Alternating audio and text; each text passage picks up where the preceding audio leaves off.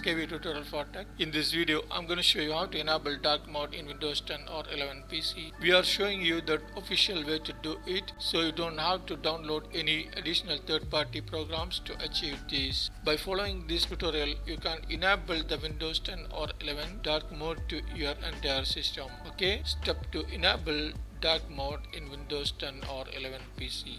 To do that, open the Windows settings by pressing Windows logo key plus I. On the settings page, click on personalization settings like this. Then click on colors on the left menu like this. Then go to right pane and find the choose your color box. Then click on choose your color box drop down menu like this and select it dark. Once done, this instantly updates your system to dark mode. That's all.